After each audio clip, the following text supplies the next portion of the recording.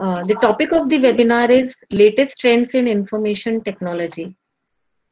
So this webinar is basically going to address the information technology, the role of information technology in during the pandemic time, and how it helped us in coping with this current scenario, and the role of Indian IT industry that has really played an important role in the Indian economy and the growth of the Indian economy.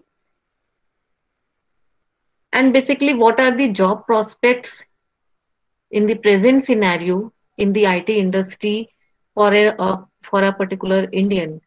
So we have with us eminent speaker, Mr. Pankaj Singh from Socket Corporation, and he is a principal data engineer there.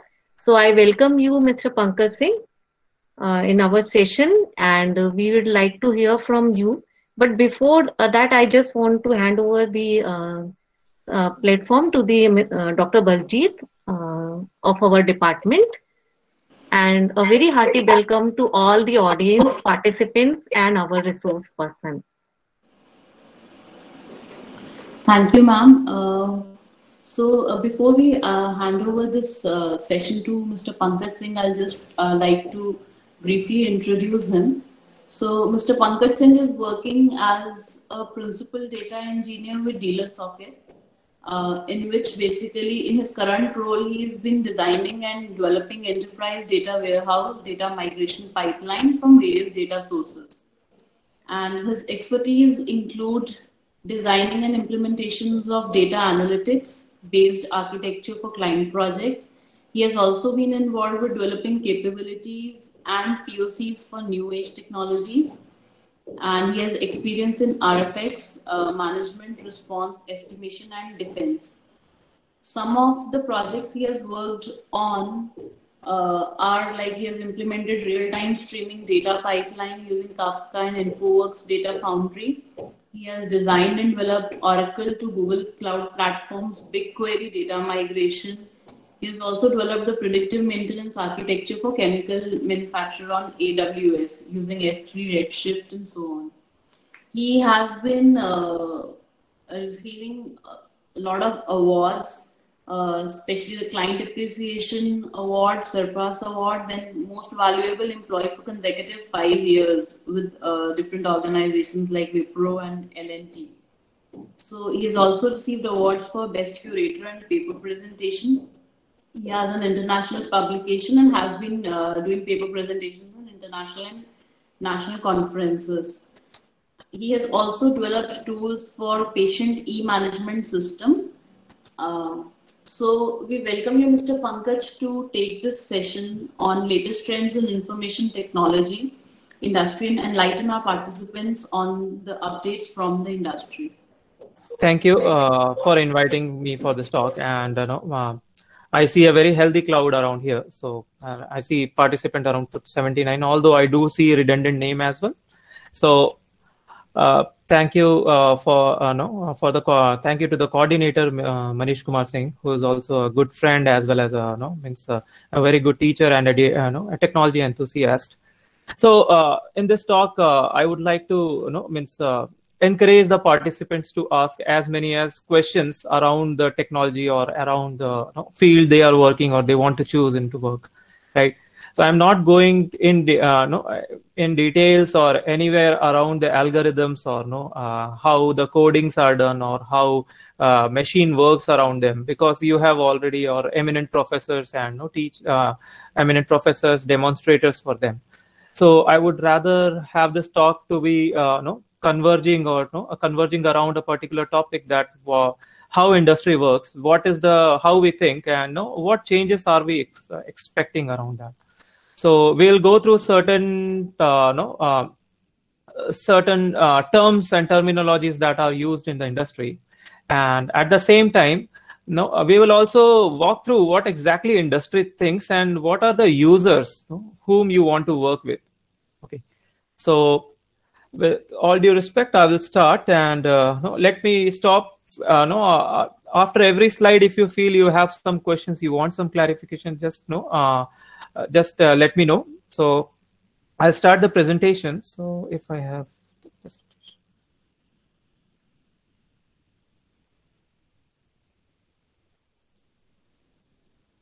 Let me know once you're able to see the presentation.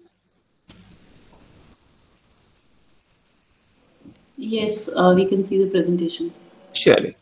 So the topic for that I chose for today is to talk about the trends in information technology industry. When I say information technology industry, I would like to emphasize more in the Indian scenario, how the Indian IT company or MNCs work, and what different types of role they would be offering to you, and what has the current year 2020 changed in the IT scenario altogether. So how we have changed, how the paradigm shift happened, and how we are coping with it, how technology is enabling us in achieving what we were doing previously.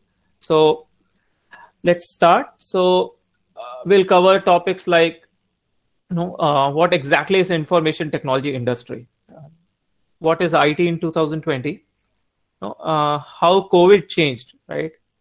Then we will focus on Indian IT industry. So we'll take a glimpse of some of the players actually in different scenario or different aspects of technology or IT side. And then we'll go back to what exactly are the jobs and roles around the industry now, and what do we see trends and disruptions. So we'll talk in detail about those topics. So let me proceed. Any questions here till now?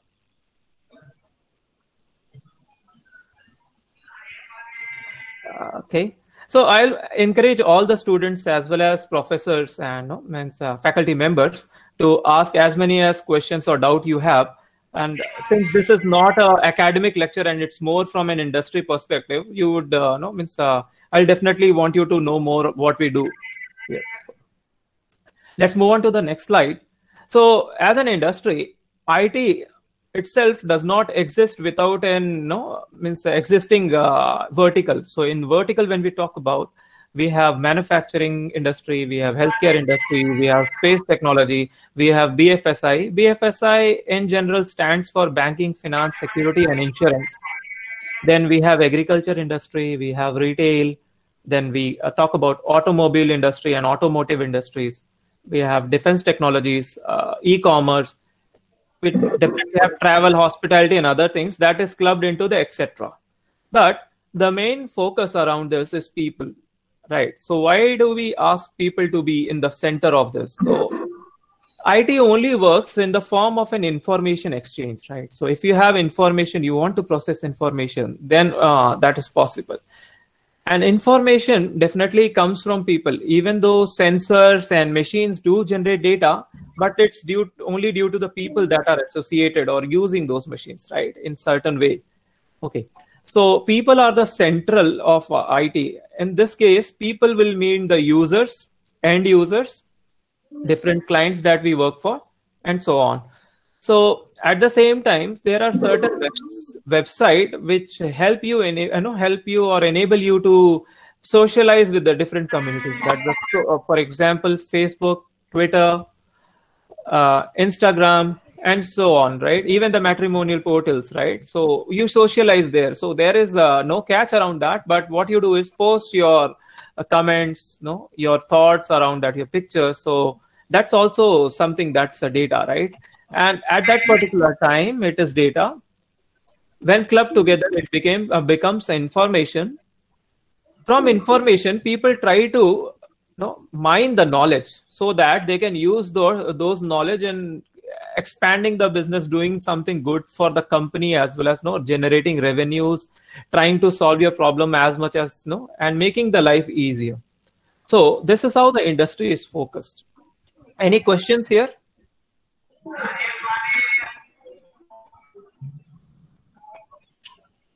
Sure. So I'll proceed to the next slide. What happened to the IT in 2020, right?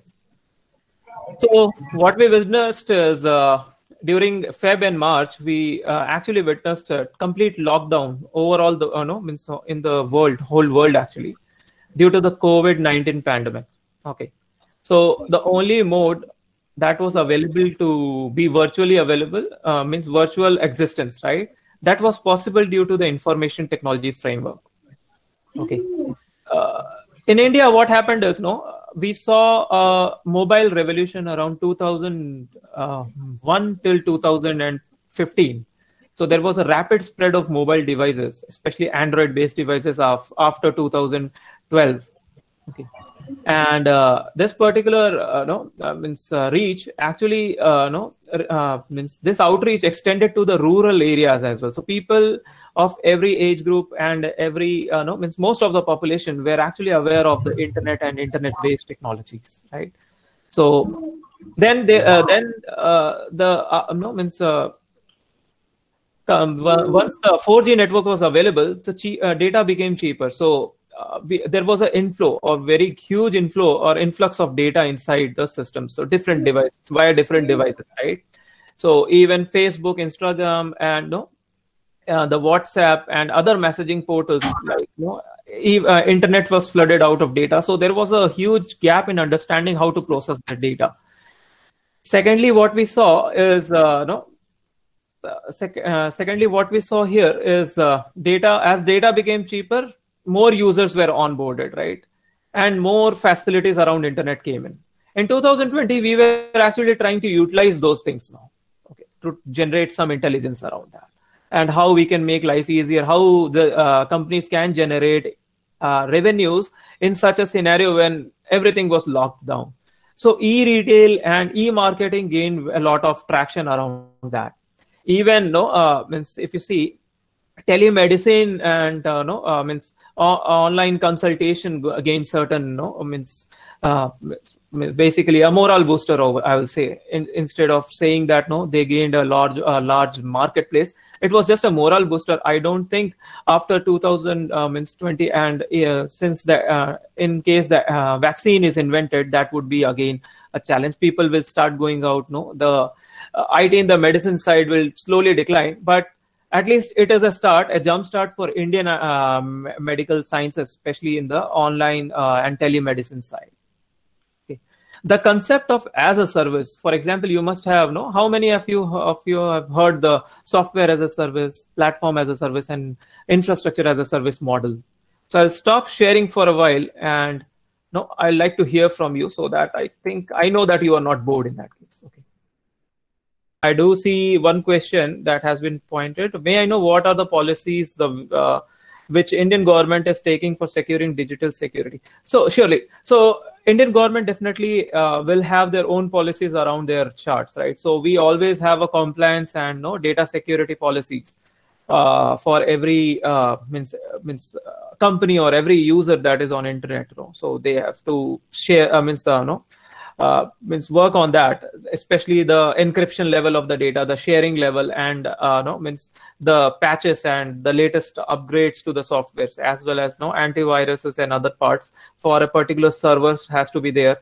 Apart from that, the data sharing from the server existence within India as well as outside India, it has to be there. It is there actually. So at times these policies are updated, and these are on a regular basis. So no policy will be complete, and no policy could be that stringent to control. But at the same time, there is some regulation. There are regulations to deal with the cyber threats as well as data threats that we pose. So if this answers your question.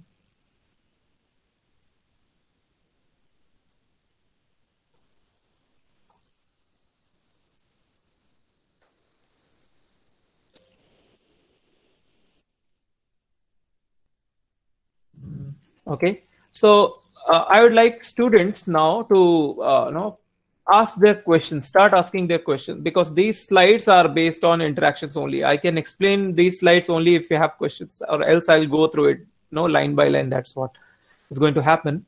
So yeah, go ahead. Okay, since I think our speaker has completed his presentation, I welcome the students and as well as the participants to put their questions and the queries if they have any of the kind to the speaker.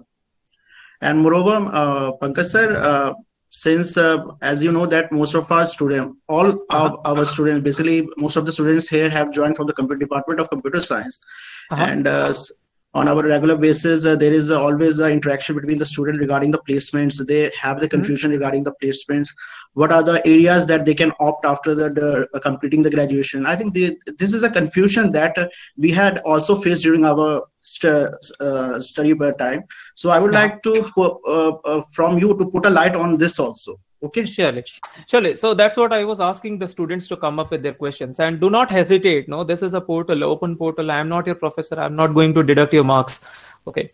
So I can just give some light around where you can find something, right? So let me give you a straight example here. So in India, we have TCS, Wipro, Infosys, HCL, Mindtree. These companies you are aware of. Any student, can you ping what exactly they do here? What do you think they do? Anyone, just ping in on the portal. I'm actually watching there. So, okay. It's a silent crowd. Sure. So these are actually no. They will come. Sorry. They will come slowly. Okay. That's what I am trying to encourage you. If you do not ask questions, you may not have you may not be willing to know the answers as well. So no. I request from the students that if they have any kind of the queries related to the placement, anything else, because as far as I know, Mr. Pankaj, I think he has a vast knowledge about what are the best options here do you have after the computer science completing your graduation in the computer science. I think, Mr. Pankaj, you should put a light on this basically. Surely. Because student may have the hesitation, but you should put it forward. Okay. Surely. Okay, I'll do that. And sure. So let me help you with start with. So TCS, Wipro, Infosys, basically they are IT services or IT consultancies. Okay. So what they do is they are into outsourcing.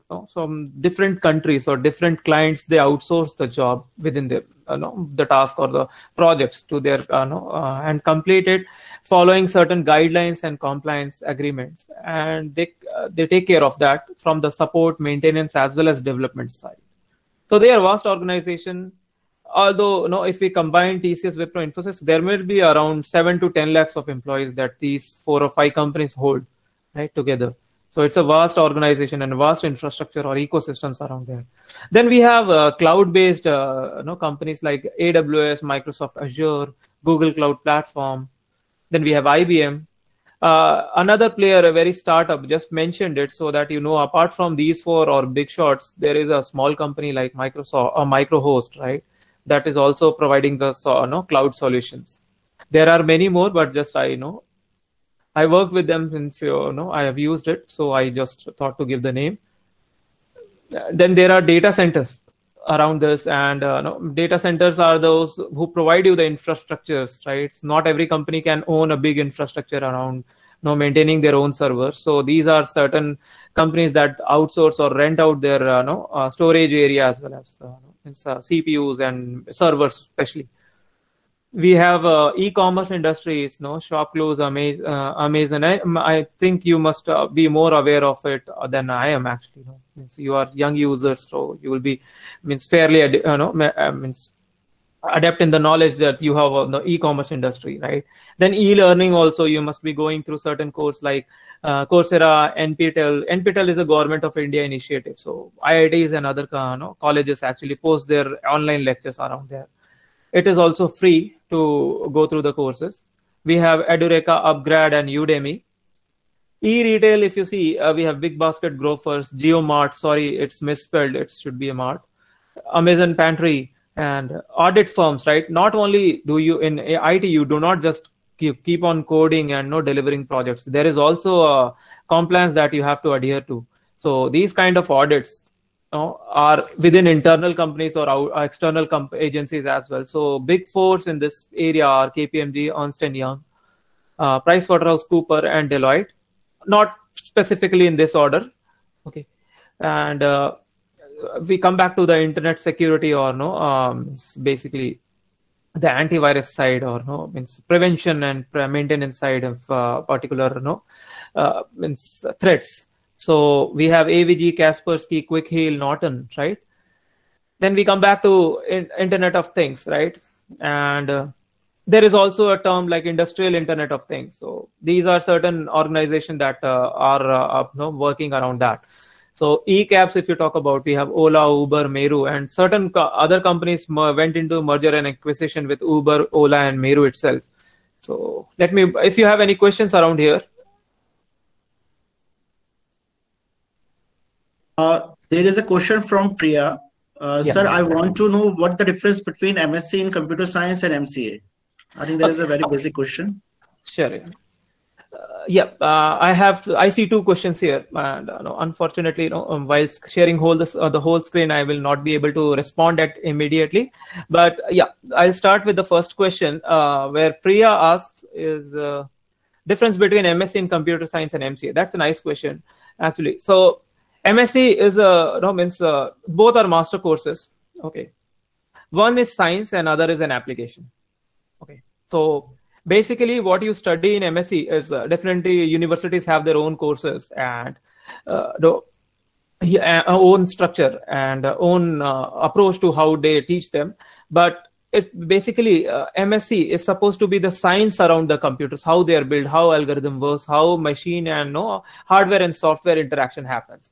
While MCA definitely covers all this, but it actually talks about the application of the computers. Basically, how you apply an algorithm, where you apply, how do you embed it in a code, something somewhat like this.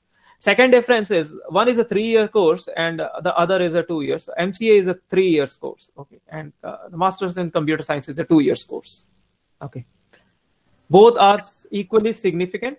Okay, both are equally promising, so don't have to worry what to choose, but go with your instinct, go through the syllabus, go through the university and try to decide between what you want to do there, if it answers your question. Second question is from Ritika. Can you please tell how the data centers work, like how they collect data and process it? I think that question is from the big data analytics type question. Yes. So Ritika, for all the users, all students, faculty. So if you have any experience on a daily basis, actually you would download videos, store in your computer, right? And again, reuse it, right?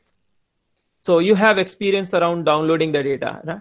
So that's how a data center also works. It's a huge server with a huge infrastructure and a lot of racks around the hard disk and RAM actually. And a latest the hardware and software setups are there. Basically, it has a software that acts as a server. It gives you an infrastructure to download your data, access your data from a particular remote location. So, for example, you are hitting to Google. You do not store Google's data. You are just accessing it. So Google maintains its data center somewhere else. So a data center is another server, powerful than your own local machine, powerful enough to serve multiple users at a time. Ritika, does this answer your question? No, sir. I was actually asking, like, the companies collect the data of the users and then they process it for their use. So how does it work? Surely. So I'll keep this question, Ritika. I have one slide that will answer this question actually. Okay. Okay, sir. Okay. Okay. In detail. Okay. Yeah. Sir, as we want to get placed on all those companies which you display, but after only doing graduation, then what we have to do? As we always see that we are doing BSc honors, but those students who are doing BTech, they get priority on these companies instead of us. Sure. So I want to know what we have to do. You don't have to do anything. You just keep studying. Let me go to one slide that I have specially for this. Okay. Let's talk about here. I think you are interested in this particular slide, that is key jobs and roles in IT industry. Okay. Now I'll just diverge from this and go back to your question. So how do you get preferred over a BTech graduate or an MCA graduate or an MTech degree holder in front of you? Correct? That was your question. I'm sorry. Did I lose the user? This case? Yes, sir. Yeah. So in reality, actually, you wouldn't be working. Even if you talk about BTech has IT, BTech in IT, and BTech in computer sciences are there. But once you step your foot inside a company or a corporate life, right, You will also find mechanical engineers, automobile engineers, marine engineers, and so many people doing IT stuff. Not only there, you will find BSc IT people, BSc, MSc IT people, BCA, BSc Computer Sciences, MSc Computer Sciences, MCA, and so on. So there will be a huge crowd. At first, you may realize that you have to start a bit lower, or means you will have to face a lot more means rounds of interviews around that, and you may have to struggle a bit. But if you work in a proper direction, you can actually land in the correct path. I'll give you one example. I was working with a student, a colleague in 2012, Wipro, right? He was a Bachelor of Arts, but he was working as a level 1 support engineer.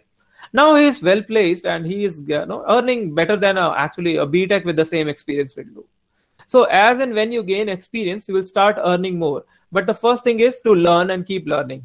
Okay, learn new technologies, gain more experience, and then you can cash in that experience into a better salary or a better opportunity. Okay.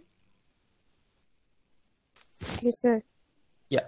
So don't worry, IT does not differentiates or is not biased with the degrees actually. It's just that you have to keep on learning and get into projects. Do not stop learning once you are in job. Keep on learning, increase your knowledge base, increase your practical exposures around that. Keep on doing trainings, keep on learn clouds, means newer stuff as well. Okay. So just don't give up on learning. That's when you stop growing in IT. Okay. Interestingly, for this question, someone who asked for this, I'm not sure I got her name. So I started as a botany. I was into BSc botany, and I liked computer science because bioinformatics was one of our subjects. So the more I delved in, I started liking programming on the biology side. So I was actually much more inclined to bioinformatics, and then slowly after learning, I went into other industries as well. Not only in biology, I worked in the manufacturing sector. I worked in automobile. Currently, I'm working in the automotive sector. So if you see, computer science actually is a horizontal, or information technology. I'll not say computer science. Computer science is a total science, but IT is a horizontal, and it actually merges with different branches or different verticals. Okay. And I have another question. What is the difference between CS and IT? See, computer science is a science, right? So for example, what is the difference between physics and engineering? Okay. So this kind of means it's basically a curriculum designed for different perspectives. For example, computer science, the purpose of computer science initially was to design certain computer system that would help in gaining or achieving the level of expertise or level of autonomous means procedures as that Turner has envisioned. So that was where faster processing, faster deduction, and so on. But IT is the application of those sectors actually. IT works on information processing actually. If there is data, it processes. Okay. And I'll come back to the data processing and means companies those organizations that collect data and process it. I'll come back to it. So if there are any more questions around the job and roles, you can definitely ask me. I have a list of jobs, based on the experience you all gain, and this is almost standardized around the industry for IT in India. Okay, especially in the MNC and service industry only. Okay. So, any questions? Yeah. Doing post-graduation or grab a placement, which is the best option after doing graduation? That's a nice question actually. See, doing if you are a graduate, you take job, you will always regret that you didn't do your master's. And you have a master's, you go for a master's and you leave the job that you're getting. Then you will after masters, if you get the placement, you will also regret that if I had joined 2 years earlier, I would have become a lead or a senior engineer by now. Okay, so it works in both way. Is basically earning a master degree is also good. doing job is also good, but it's a standard to think what exactly you want. Means you want in a particular career, right? For example, if you really want to do a master's, you do master's thoroughly. After master's, you will realize that you want to get a PhD. Okay, and you should not stop there. You get a PhD and then go back. But after graduation, what happens? If you start earning money, you will have a thirst for it actually. And once you gain more experience, you think that you will go to on-site and you will earn money there as well. So both are equally valid and both are equally true. Not getting a master will also not stop you, but certain positions actually require master. For example, a data scientist, right? Is that actually people with certain job profiles or job description will have better to have a master degree. Okay, so around that. So if you target those positions, that are good. If you're targeting for a developer position, it's better to gain hands-on experience instead of going through the college stuffs. But that doesn't mean that you should not do masters. Masters always give you edge over anyone else. Okay, sir.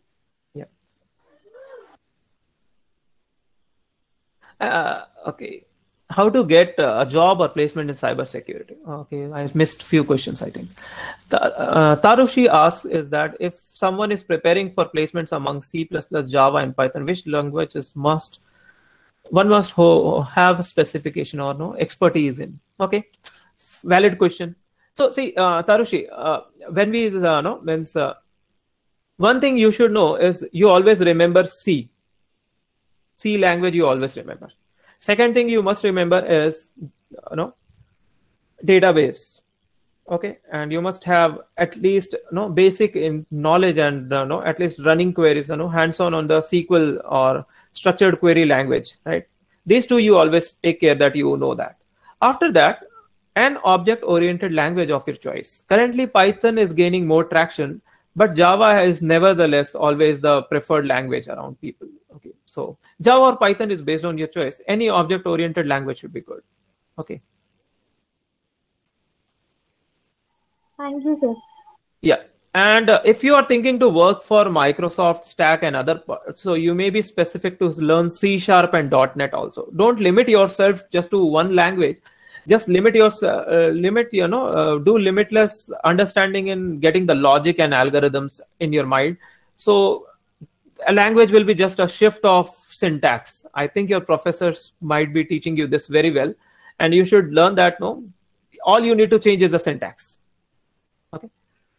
Now Piyush is asking, how to get a job or placement in cybersecurity. That's a nice question, and that's a very good point. So I'll give you an example, Piyush. Cyber security. There are a lot of opportunities around cyber security. Every company maintains a cyber security team actually, and these teams actually take care of multiple threats and vulnerabilities around the system servers, right? So in case you want to get a job in cyber security, you just have to just don't go around hacking. You need to understand the internals and security points of a system, applications as well. So a cyber security analyst are usually the auditors of a software. Okay, so you need to move into that area. Try to learn certain tools around that. There are already monitoring tools available. I think if you Google out something, you will find. I'm unable to recall the name. There was one very good tool around it. Okay, so in Wipro, TCS, and every company actually, this particular cybersecurity has a lot of traction and a lot of scope as well as jobs. I'll not only say scope. There are jobs in field. I have friends who are actually certified cybersecurity specialists, so they work on that direction. Okay. So next question is, if we are doing BSc, Alka is asking, if we are doing BSc Computer Science, we want to become a web developer, then is it necessary to do a course of web development? Okay, see, the online courses are actually do not give you a certification from PHP or .NET or Node.js side. They are certain industries that they have developed their own content and try to teach you around their own their own envisioned projects, right? How they perceive perceive the nature of the programming language and web development cycle, right? So it's not that only you can learn around the online course around that. You can still be an anonymous web developer. I say anonymous because you are learning by yourself without going back, or a self-learned web developer also. It will carry the same weightage. Only thing is, Alka, you need to have a portfolio around that. If you're building website, if you're building mobile apps, you keep your resume updated with the links and links and screenshots, even especially the links of those portals that you have built or the portfolio that you have created around you. Okay. Pankaj sir, this particular event is also going to be streamed, is streaming on basically your Facebook and YouTube. Okay. And there are questions coming from there also. I have a question coming from the student in the WhatsApp, through the WhatsApp.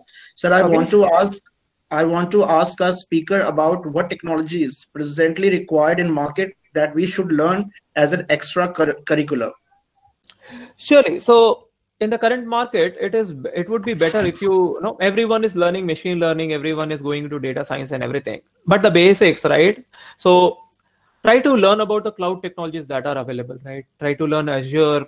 They have free passes for you. Actually, if you go back, they have a free access of $200 credit. You can learn that technology instead of learning programming language, learning database is very good, but trying to know an infrastructure or a cloud solution is also helpful.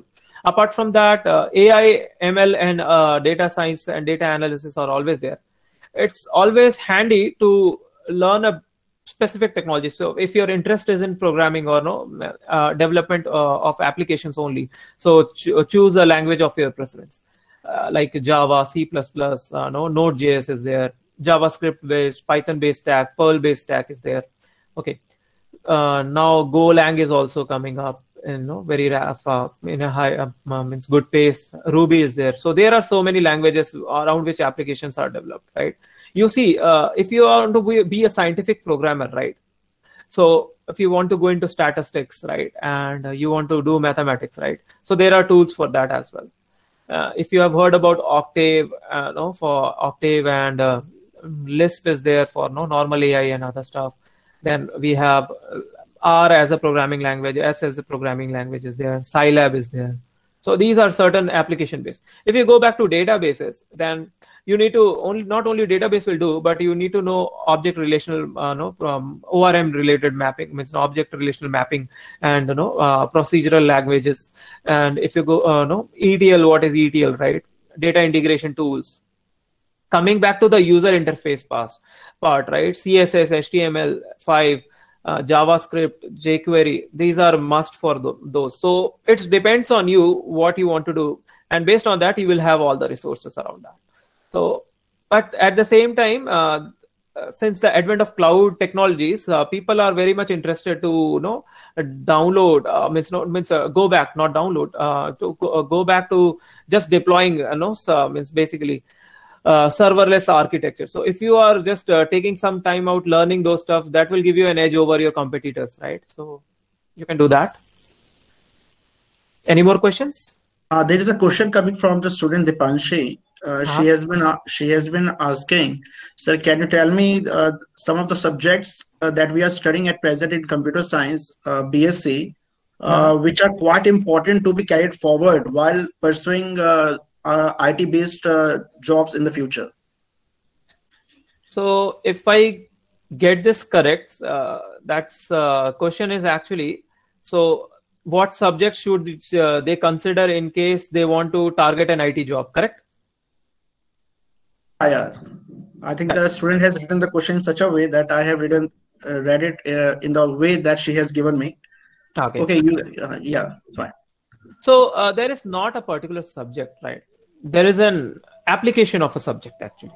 So if you are learning Java, what are the applications of Java, where you can use Java. If you're learning an operating system, where you can where you can do the assembly programming, where you can do the automata and other theories, right?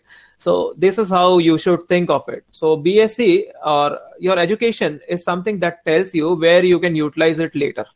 Okay. I have one question from Simran Bhareri, and salary factor and growth opportunities. Is master computer science is the best we can opt, or is it some course like MBA? Again, apple to oranges, right? That does not work. MBA will have a different profile than a master of computer science. Right? MBA guy will with IT degree is best suited for either it depends on what the MBA was done in. Okay, so he may be in HR, he may be in marketing, finance, something like that. But computer science will always be a computer science, and from computer science there will be you'll have to do the same effort. You will the subjects will vary. Salary may vary based on what opportunities you are getting, but I would not consider salary as a factor right now. And I will just consider that if you're doing masters, learn well, sit for examinations, prepare for higher learning as well, and crack your interviews and aptitude questions. And you may get come seeing the business or the growth of IT. I think we will have more opportunities in computer science as well. You can take the question of Piyush Kharbanda. If we have an option between pursue MCA from NIT and also have a job in Infosys, which is better for us after BSc or BCA? Oh, wow. Piyush, so I think you have a job offer from Infosys. That's what you're trying to tell. And do you want to pursue MCA, or would you like to go for a job in Infosys? Correct? So I think that would be interesting, actually. So see, Infosys will give you a lot of opportunity to your masters as well from there. But at the same time, maybe you will not have that salary package that after pursuing MCA you will get from there. But that would not be a big difference after 2 years, actually. Okay, so it's your call, Piyush, what you want to do here. Do you want to work in a corporate, or do you want to continue your education? That's totally up to you.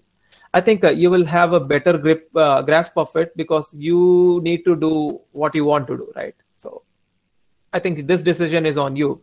Both are good, equally good, actually. Sir, if we are doing web development, then between front-end developer and back-end developer, which one is best and which we have to opt?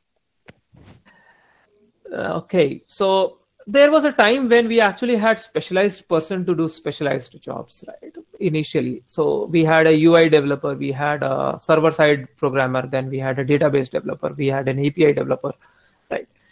Then there came a term of full-stack developer. Okay, you do a master's, or you do a expertise in one of the stuff, but you remain knowledgeable around all the stuffs. Okay, that's what a full-stack engineer actually is. Okay. So you need to know what exactly is a UI, you need to know what exactly is an API, and you need to know what exactly goes in the database as well as the server side logic, right? So based on that, you can actually work on a website development. See, not all websites connect to data. Okay, some are static, some are non-data dynamic. Actually, a dynamic website means by default has to be somewhere. It's pulling data from somewhere. Not necessarily a database or a relational system, but somewhere else. But there is a data stream. So in order to be a complete developer, you need to have an understanding of all the 3 or 4 components, right? A 3-tier or a 4-tier architecture, how you are doing. At the same time, there is a new concept of microservices. Okay, I would request all students as well to go through the microservice architecture. It's it's a 5 years old term, but it's gaining a lot of importance and basically attraction around this. Okay, Tarushi is asking, in app development and graphic designing, what is a better career option? So in app development, Tarushi, there is a 2 type of app development actually. So one of the app development will be native, and the other is an hybrid. So native is one dedicated resource for an Android, one dedicated resource for app iOS, right? And graphic is a different field. So it depends on your interest level. Both have equal opportunities, some more than other, but not less. Means that would be how we see it. And considering the mobile and device usage, both will gain better transactions. So both will go hand to hand actually.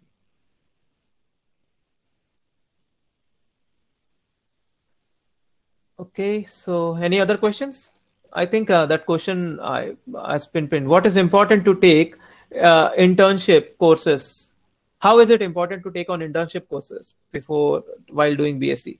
See, an internship is based on the college curriculum. It does not ask you to do it. You don't do it. If they want you to do, then do it. So at the same time, if the college has asked college does not have the internship, but you have a 2 month of breaks, right? Summer break or a winter vacation. At that time, if you want to, make yourself busy or learn new technology, that's a good thing for you. At the same time, you gain some experience on a real-time project, right? So that's altogether based on the course curriculum as well as this one, your interest actually. Okay, I have another question. I want to pursue master. Which one is better as far as job prospectus is concerned? Again, so that is based on the opportunities you have, right? If you have got a job opportunity, if you want to pursue a job, go for a job.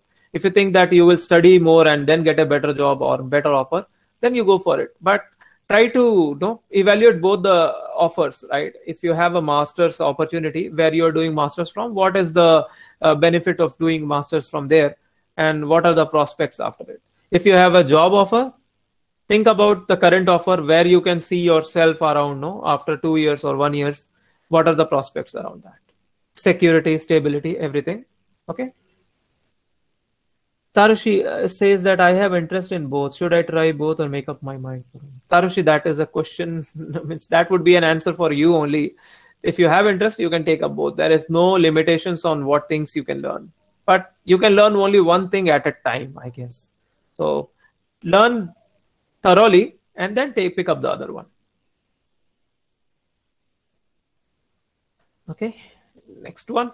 See, I'll jump a slide ahead and to tell you the experience level you gain after 7 to 10, 10 to 15 and 15 years. You become an AVP director, but you always start from an intern or a trainee or a junior engineer, and then you progress. So there is a gradual hierarchy, right? You cannot just jump in hierarchy unless you are fall into this life, freelancing and entrepreneur.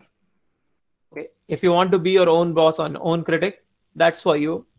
So you can be a CEO directly without even starting. Okay. But you will also be a developer. You will also be your own critic, right? So second would be, an entrepreneur. As an entrepreneur, you can actually, develop your own website and application. You can start your own consultancy, take local projects, gain more experience, then build more connections and try to gain more, earn more revenue around that, grow, right? So you can also be a technology reseller. Then best option, another option nowadays is a trainer. Anyone who is confident and has a good grasp of the subject can actually train or become a teacher or a trainer for them. So you can also be any of those, right? Finally, every sector is converging with IT. Do not think that it's only IT consultancy that I can work. You can also find opportunities around government sectors, and you can see healthcare sectors looking for IT people, and any sector who is looking for IT, there you have your opening. Okay, so just don't think, there is only TCS, Wipro and other, but there are a lot more actually. Wherever you can see a computer, you think there will be a work for you. Okay, so I'll stop here and I'll go back to the questions again. Okay, now we have been told these days that there are a lot of unemployment around the globe due to COVID-19 outbreak. Please put a light on it. Actually, that's a possible question for the government. I am able to keep my job. Fortunately, and I think Vivek, that depends on what sectors you are working. I will not deny that some people have lost their jobs. But the economy will bounce, and I think there will be a growth phase again, and there will be a much better growth phase after this thing. This COVID pandemic is cleared. So just wait for it, and don't go where there is no job, but look for sectors where there is a job right now. I'll just suggest that. Okay. Shweta, how to get more experience in IT sector or any other sector? That's nice question, Shweta. You start working first. First you get a job, then gain experience, work freelance, do some independent projects. No, don't sit idle in this case. Just if you learn programming, actually, there are a lot of resources in the web actually that can help you in gaining experience. It's not only when you work in a company, but it's also how you work yourself. Okay. And try to highlight those works that you have done in your profile. Rolit, what is the value of core Java? I'm already learning it, but I would like to know if it's worth learning deeper. See, core Java is just the basics, right, of Java. You will have to go to advanced Java, and you will also have to go to other, means deeper into Java, especially in the JDBC area. Java, means database development, actually, connectivity. So, and there are a lot more to Java than anything else. Every technology that you see right now, especially the big data stack, and even certain APIs in the machine learning, that were actually built on Java. I'll give you a basic example. People must be going into Python and other language for deep learning and other, but you can go to H2O. I'll just ping it here, H2O.ai. And this is a Java-based deep learning and machine learning framework. Okay. Go back, check it, and think how much of Java do you need to learn before you can actually call yourself a Java developer. And Rolit, you will have to keep learning. Java is just amazing. Can you suggest some courses which we should pursue while pursuing BSc Honors Computer Science from DU? Sanjana is asking this question. Sanjana, what I will suggest is, you can go do some trainings online and attend some seminars. Try to go through some blogs and other open source opportunities, open source initiatives that you see. Apart from that, just keep on learning your curriculum well and try to apply those knowledge around. So I think that would help you a lot. Okay. Apart from that, if you see, you have Udemy and other online courses. There are also freely available courses. I'll again rephrase. There are freely available online courses. You can go through them as well. Okay, do online courses Udemy matter as much? Can we? Actually, I answered it, but I'll re-answer Titiksha. So this courses you do from Udemy, Coursera, they will matter if you learn very well. The certificate, it won't be asked, but you can actually apply this knowledge, create a portfolio around what you have done, try to solve a problem, and add it to your resume. In that way, Titiksha, that will help. Okay.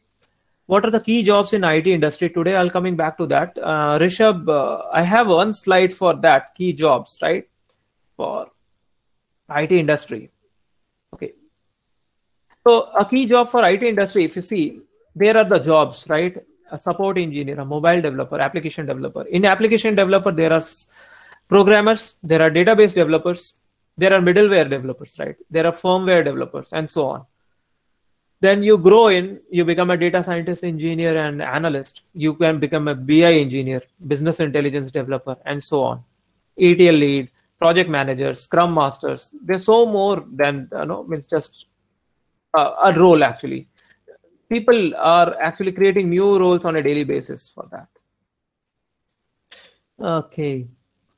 Rishabh's question is answered. Now I'll see Ritika is asking that how to use Java for web development. Okay, Ritika, there is a Play framework available for Java web development. Okay, just go through it and see if you can work on developing website.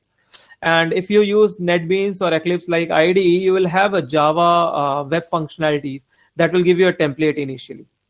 Okay, and when you deploy this particular server, it will be a JBoss suite, actually, a server where it's deployed. It's done. Sir, for fresher, most of IT companies are looking for 1-2 years experience. How do we supposed to gain that? See, Monica, there is always a hiring going on in every company. Okay, most of the companies would like to hire freshers, interns, right? So there will be opportunities. You go through the websites, go through the individual company website. There will be a floater around that. As a fresher, even if you don't get a big MNC, start with a smaller company if you are looking for a job. And from there you gain experience and move out. There will always be opportunity for talented people, and talent will be in IT is something like you work for it. Actually, you do not have inborn talent. You develop your logic, you develop your experience, and you work on different projects to gain real-time experience, right? So yeah.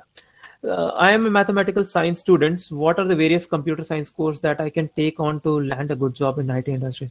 Nisha is asking this. So Nisha, actually, since you are a mathematics student, so who better to answer the machine learning and other mathematical related areas, right? So if you learn certain softwares, you will be a good mathematical programmer. No? Every department, and I was coming to it, every subject requires computer science nowadays. Every subject has its own software. So mathematics itself has so many softwares. Statistical softwares have come back. Mathematica is a tool developed for mathematicians only.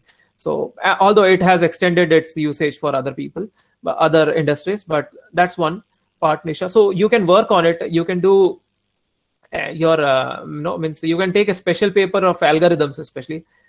Computer actually understands mathematics in the form of 0 and 1. Okay. I'll emphasize on one more new area that is coming up in the closing sections. Okay.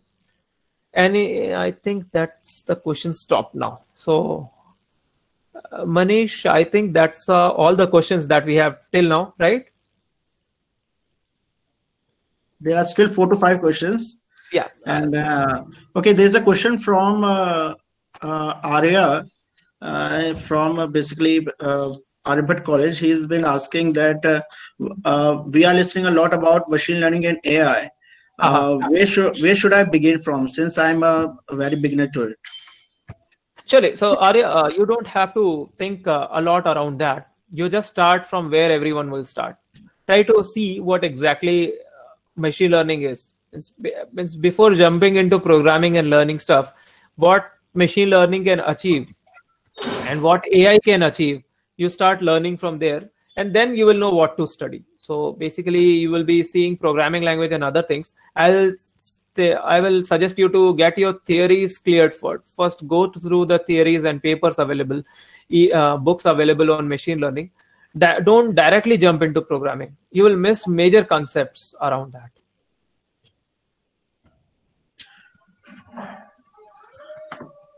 Okay, so any other question? You were basically, the student is typing the questions from this side. I think by the time you can, I think you can continue if you have anything to present still now. Surely. There are only a couple of slides around that. So recent trends and disruptions. So these are the newer trends, right? People were talking about. So we have a cloud computing that is gaining major traction now. We have data storage and business intelligence that is more visible now based on the level of information that everyone has and the amount of data everyone has stored. So there is basically curiosity that what exactly that data means. So in order to extract meaning out of that data, so people are doing business intelligence and information intelligence, I will say. Then we go back to automation and AI-based approaches on which have a higher acceptance level. For example, I'll give you a small example: face recognition, right? So it's a part of machine learning. It's a pattern matching based on certain confidence level. So these are some applications around that. We have IoT-based devices and smart concepts, right? So smart city is coming back, right? So everything is connected to internet, right? So that's what it's smart. So in a real time, you will get certain. For example, I'll give a small example. Although it's not a AI or machine learning, but think that someone actually hacked your account and withdrew 1 lakh rupees or 10,000 rupees from your account, and you get this message after 5 days. That is not acceptable, right? You need, whenever there is a withdrawal, whenever there is a deposit, you need to have that message in a real time at that particular time itself. So these smart devices work in that particular way. Whatever data these devices transmit, there should be something churned or mined out of those data, and that should be available at that particular time itself. So although IoT devices and IoT is a reality, but the real-time interpretation is still in an ongoing process, and it will gain more importance in coming time. deep learning is gaining attention due to better hardware and computation power nowadays. So previously, which was actually a theory, now it's practical, right? You are learning about TensorFlow, right? H2O AI is there, and Deep4j is there, right? So we go back to AR, VR, virtual reality and augmentation-based reality-based visualization. So if you means I'll come back to this one. And then for those people who do not belong to core BSc computer science or area, computer science can be extended to any area as a part of, even to literature, right? So using the natural language processing, natural language generation, speech synthesis and speech generation, actually, speech identification as well. Then we have natural language understanding. Okay. Coming back to cloud computing, I have almost covered this. Any questions around that? No, you're free to ask on the portal. I'll skip this one. Smart devices and smart software. It's just basics. How the basically machine interacts with the software. Hardware and software interaction you have already known about, but how machine interacts with intelligent algorithms and internet. Right, that's what makes a device smart. So wireless edge connectivity and wireless data transfer actually have has given a boost to this. And then we have multiple sensors and receivers who are facilitating this data transfers. Actually, means every part or every device that carries a sensor, we get a data from those sensors directly.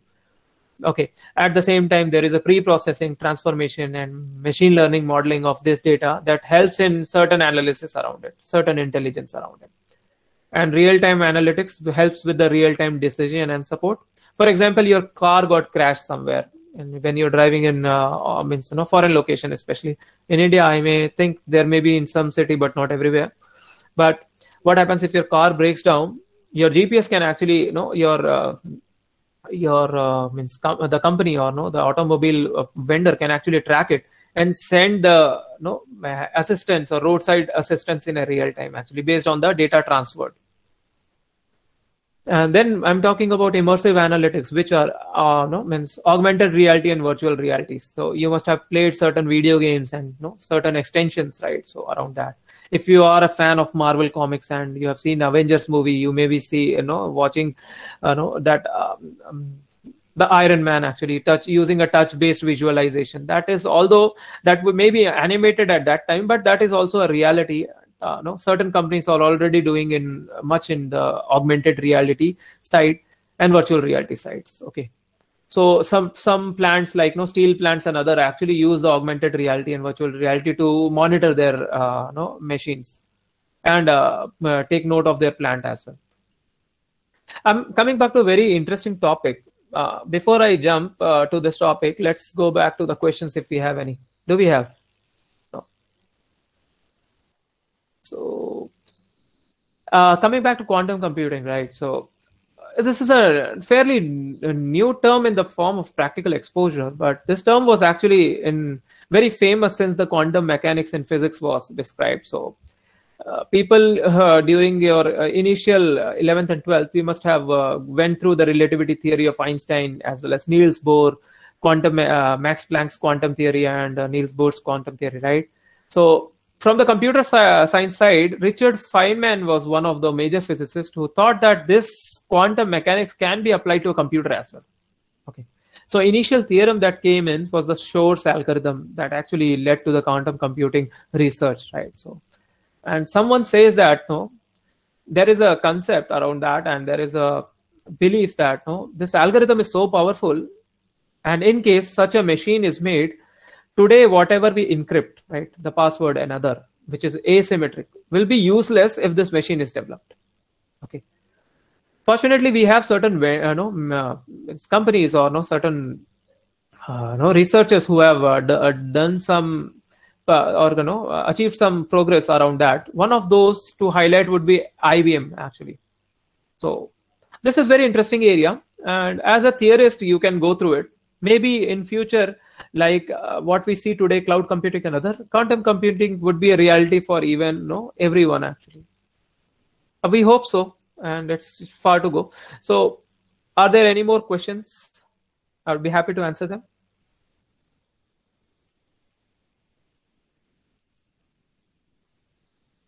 Okay.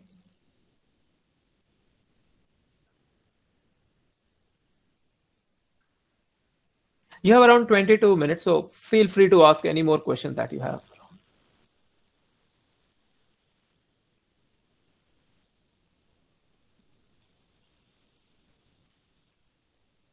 Okay, how important is it to, okay, there are some questions. I answered this. How to learn cloud computing practical concept. Okay, so Rima, there are Google, AWS, and Microsoft actually give you a initial credit. And on AWS, you have a T2 micro system that is available for free for your learning purpose till 1 year or some hours. Okay. Make sure that whenever you log in and you start learning, after log off, before log off, you shut down the machine so that you can save your hours. Okay. And you can, I'll just ping here, cloud computing. You have AWS, GCP, Azure, Microsoft Azure, and IBM. All will be having a free tier concept you can use and learn at least. Okay, how is it important? How is it important to pursue MS from online from MIT? This MIT, I suppose, Sangpriya, this MIT, I suppose, is from the Massachusetts Institute of Technology. It's good. The college is good, and lecturers are good. But once you start, you make sure that you have the degree and check and get it validated whether this degree will be acceptable across the world, how valid the degree will be. Okay. So we have a computer graphics paper in BSc Honors Computer Science. I want to pursue the career in this field. I am fascinated with George Lucas from Hollywood who made Star Wars. Is there any masters or professional courses related with this? Yeah, actually there is a graphic designers are so much in demand, especially in the animation in almost every movie that you can see. Not only Hollywood, across the globe. So, Ria, there are always master level courses in graphics. Okay, from India or some other other countries as well. So you can check respective universities for the offers on the course that they have. Check for the scholarships, and for foreign countries you may have to appear for TOEFL or GRE, and in India also you will have multiple options for learning graphics. Okay, so just keep your research open in order to find the best course for you. I may not be the best person to answer this graphics side especially, but I'm curious around this field, and I do see that has a lot of potential as we see in the movies, especially animations and graphics. Yeah. So, any more questions?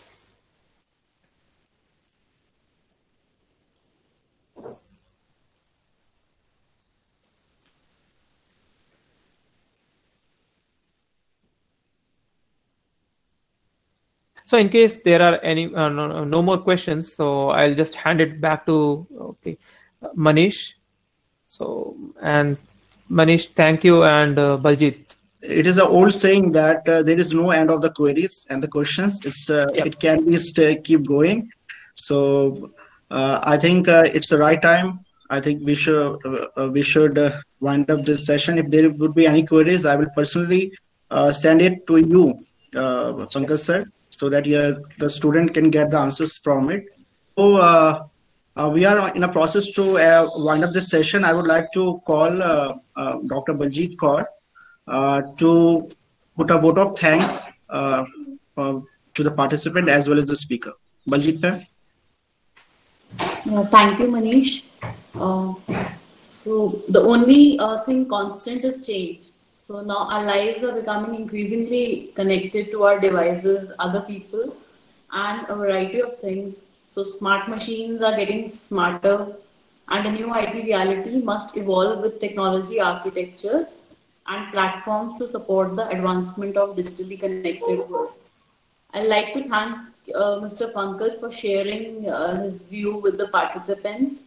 It has been an enlightening experience sharing the innovative ideas and contributing together to the ever-growing field of IT, especially in terms of job prospects, emerging technologies, courses which students should pursue. And I'll also like to thank our principal ma'am, Dr. Sadhana Sharma, for her endless support, Ms. Jaya Gira, department in charge, for her continuous guidance, Mr. Manish for his efforts to pull this through, and our student volunteers, Pooja, Simran, Shashti, Priya, Neha, and Ritika. Thank you, all of you. We now mark the closing of this session. Thank you for being there.